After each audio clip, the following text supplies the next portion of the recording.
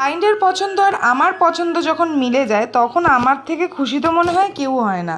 চলো এই এক্সটেনশনটা টিউটোরিয়াল আজকে তোমাদের সাথে শেয়ার করছি। পিঙ্ক বেস কালার দিয়ে প্রত্যেকটা ফিঙ্গারের জন্য আলাদা আলাদা কালার চুজ করে তোমরা যখন ফ্রেঞ্চ করছো ফ্রেঞ্চটা একটু কার্ভ করে করতে হবে। আর প্রত্যেকটা ফিঙ্গারের জন্য কিন্তু আমি এখানে আলাদা আলাদা কালার কিন্তু অ্যাপ্লাই করেছি। কালার অ্যাপ্লাই হয়ে গেলে তারপরে যেটা করতে হবে, প্রত্যেকটা ফিঙ্গারে সেম হোয়াইট কালার দিয়ে ওই সাইড ফ্রেঞ্চটার নিচে ঠিক ওরকমই একটা শেপ দিতে হবে। তারপরে একটা হোয়াইট গ্লিটার নিয়ে অপোজিট সাইড থেকে একটা লাইন আর্ট করতে হবে। ঠিক এরকমভাবে করলেই দেখবে এই নেল এক্সটেনশনের এত সুন্দর একটা সোভার লুক তোমরা খুব ইজিলি কিন্তু করে ফেলতে পারবে। এক কালারের নেল এক্সটেনশনের থেকে এখন কিন্তু এই রকম ধরনের নেল এক্সটেনশনগুলো দেখতে অনেক অনেক বেশি সুন্দর লাগে। আর আজকের এই কাজটা কেমন হয়েছে জানিও।